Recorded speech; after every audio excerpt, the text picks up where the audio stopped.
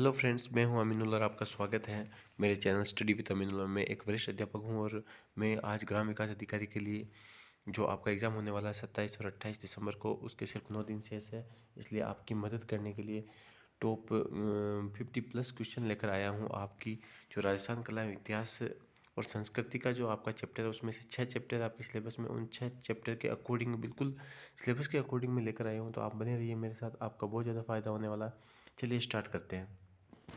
भील जनजाति से संबंधित भराड़ी क्या है? तो ये वैवाहिक भित्ति चित्र से संबंधित है। वैवाहिक भित्ति चित्र की एक लोक देवी है ना।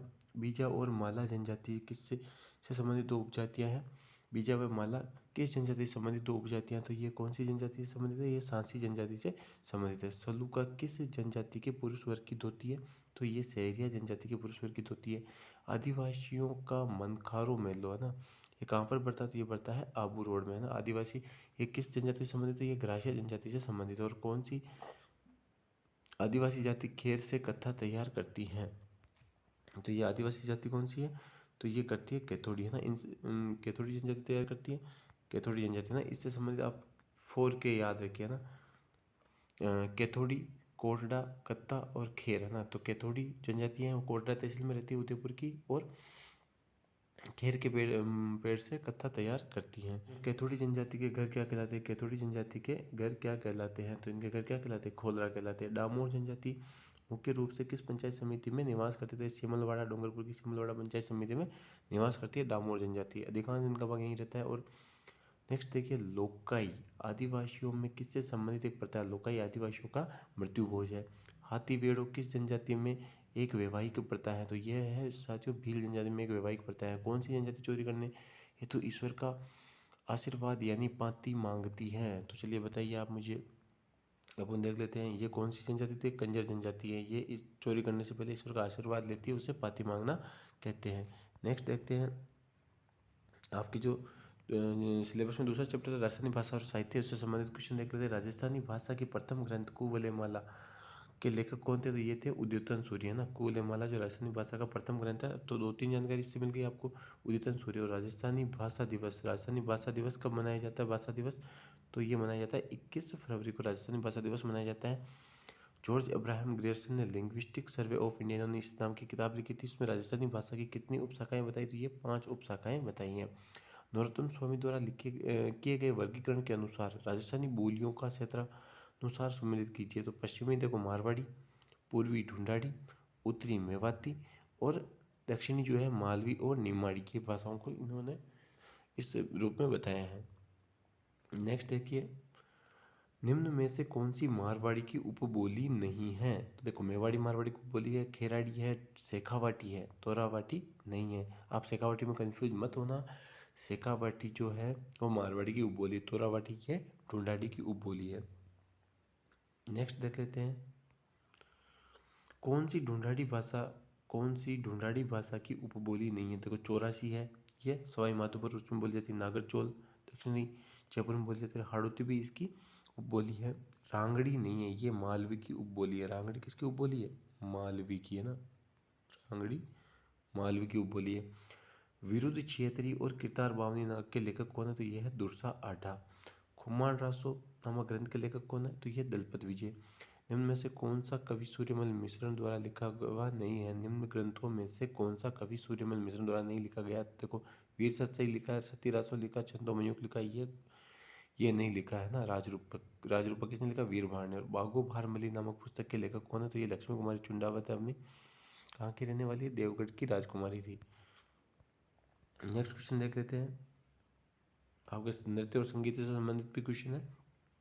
क्वेश्चन नंबर 21 देख लेते हैं। जैसलमेर में विदेश गए पति की याद में पत्नी द्वारा विवरण में गाए जाने वाले गीतों को क्या कहते हैं? इनको क्या कहते हैं? जोरावा कहते हैं। होलर गीत, जो होलर गीत है बच्चे के जन्म पर गाए जाते हैं। और सुबटिया, भील स्त्री का पति विदेश जाता है, उसकी विरह याद में सुपना जो नायिका को सपना आता है उससे संबंधित है ना, सुपना गीत। इसको बोलते हैं ढोला मारू सिरोही का प्रसिद्ध लोकगीत है। कौन सी जनजाति गाती है? क्या कौन सी जाति गाती है? तो ये गाती है ढाडी जाति है ना। उत्तरी मेवाड़ में भीलों का एक प्रसिद्ध लोकगीत स्त्री पुरुष मिलकर गाते हैं, इसको क्या कहते हैं? हम सीडो कहते हैं। ठीक है। सोबटिया क्या है? तो ये भिलनी स्त्री का विरह गीत है। गौरी इनकी नृत्य नाटिका है। और मोरिया उस बालिका का गीत है जिसके विवाह में देर है। और 2021 में किस राजस्थानी संगीतकार को पद्मश्री से सम्मानित किया गया था? तो ये लक्का खान मांगनियार को किया गया था। निम्न में से कौन सा नृत्य कालबेलियों का नहीं है? तो देखो इंडोनी है, पणिहारी है, संक्रिया है। ये मांदल नृत्य नहीं है क्योंकि ये ग्रासियों का नृत्य है, ग्रासियों का ना, ये ग्रासियों का नृत्य है। नेक्स्ट देख लेते हैं, मावलिया और होली नृत्य किस जाति से संबंधित है? ये कथोड़ी जाति से संबंधित है, कथोड़ी जाति से संबंधित है जो कोरडा तहसील में निवास करती है और खेर के पत्तों से कत्था तैयार करती है, उससे संबंधित है मावलिया नृत्य। और मेवात के अलवर में विवाह के अवसर पर लड़की की विदाई में उसकी सखियों द्वारा गाया किया जाने वाला नृत्य का कहलाता, तो वो कहलाता खारी नृत्य है ना। ये जो लड़की की विदाई होती है तो उसकी सखियाँ जो नृत्य करती है जो खारी नृत्य कहते हैं। रणबाजा, रतवई, कच्ची घोड़ी, कठपुतली, चक्री और धाकड़ आदि नृत्य कौन से प्रकार की नृत्य श्रेणी में आते हैं? तो ये आते हैं व्यावसायिक नृत्य की श्रेणी में आ जाएंगे। ये सारे के सारे व्यावसायिक नृत्य की श्रेणी में आ जाएंगे। 3 प्रकार के नृत्य होते हैं, जातीय नृत्य, व्यावसायिक लोक नृत्य और क्षेत्रीय लोक नृत्य, है ना। 29 देखिए, संगीत नाट्य कार्यक्रमों को बढ़ावा देने के लिए राजस्थान संगीत नाटक अकादमी की स्थापना कब की गई थी? 1957 में की गई थी। और कहाँ पर की गई थी? ये जोधपुर में की गई थी, है ना। ये जोधपुर में स्थापना की गई थी। राजस्थान संगीत नाटक अकादमी की स्थापना कहाँ पर की गई थी? जोधपुर में। और नेक्स्ट देख लेते हैं, कलाकारों के राष्ट्रीय मंच पश्चिमी क्षेत्र सांस्कृतिक केंद्र की स्थापना कब की गई थी? ये की गई थी 1986 में। कहाँ पर की गई थी? ये उदयपुर में इसका मुख्यालय है। 1986 में इसकी स्थापना की गई थी, तो इसका मुख्यालय कहाँ पर? उदयपुर में। और निम्न में से किसका संबंध रामदेव जी से नहीं है? देखो अजमाल जी इनके फादर थे, बालीनाथ जी इनके गुरु थे, मेणा देवी इनकी माता जी थी और धांधल जी का इनसे कोई संबंध नहीं क्योंकि ये पाबू जी के फादर थे। गोगा जी का मेला गोगामेड़ी हनुमानगढ़ में किस तिथि को बढ़ता है? तो ये बढ़ता है भाद्रपद कृष्ण नवमी को। इसको अपन क्या कहते हैं? गोगा नवमी, है ना। गोगा नवमी कहते हैं, ठीक है, गोगा नवमी कहते हैं इसको, गोगा नवमी।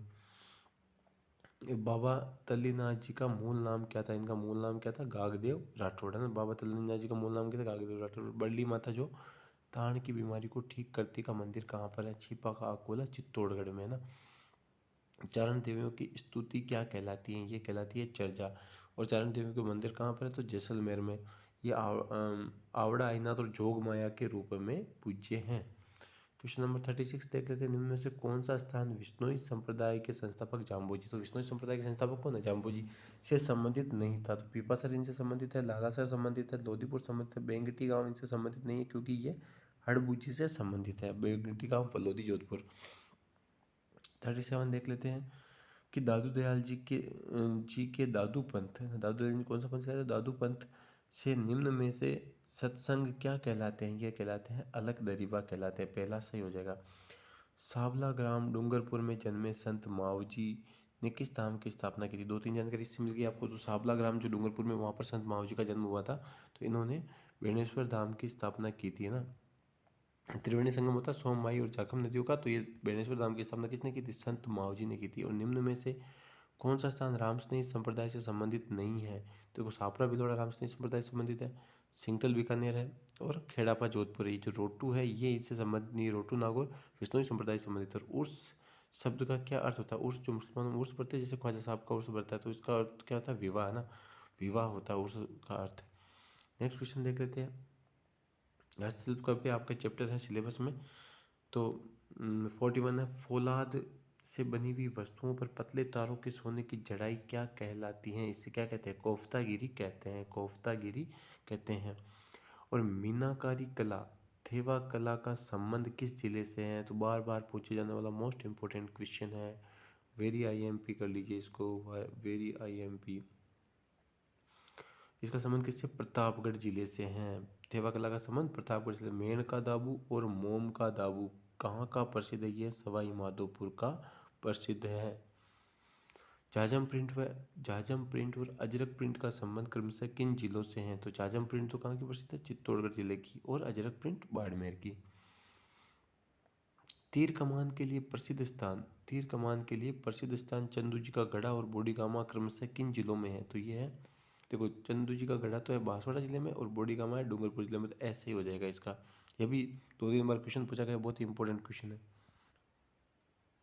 काष्ठ कला के लिए चित्तौड़गढ़ जिले का कौन सा गांव प्रसिद्ध है? तो देखो ये बस्सी गांव प्रसिद्ध है, ठीक है। बस्सी गांव काष्ठ कला के लिए प्रसिद्ध है। बाकी देखो नगरी यहाँ पर सीवी जो जनता उसकी राजधानी गोसुंडी, यहाँ से एक अभिलेख मिला है जिसमें राजस्थान में प्रथम भागवत धर्म विकसित होने का प्रमाण मिला। बेगू में किसान आंदोलन हुआ था, रूपा जी और कृपा जी धाकड़ शहीद हो गए थे ना।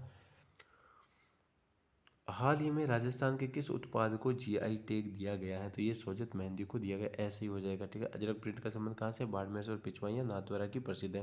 और कोफ्तागिरी और तय निशा का काम ये जयपुर में होता है, ये हैंडीक्राफ्ट से संबंधित है। वर्ग की जूतियों को क्या कहा जाता है? इनको क्या कहा जाता है? वर्ग की जूतियों को बिनोटा कहा जाता है। ये प्रसिद्ध है।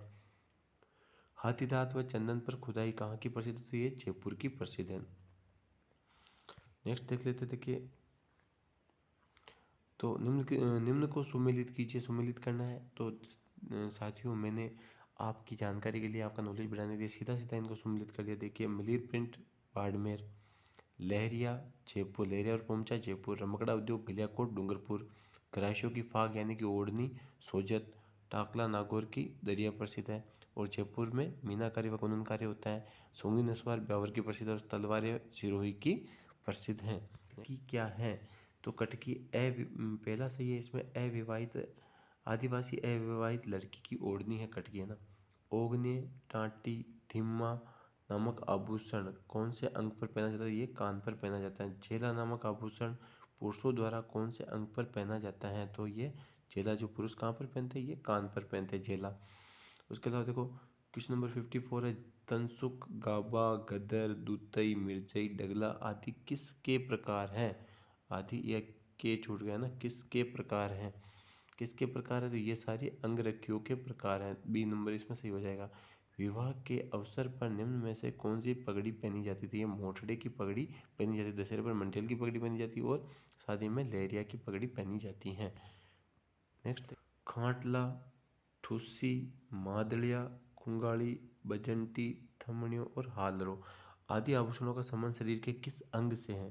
तो इनका संबंध किस अंग से है? तो इसका संबंध है इन सबका गले से, है ना, गले से इनका संबंध है। केला देवी का मेला करौली में कौन से मास में पड़ता है? तो ये पड़ता है चैत्र मास में, है ना।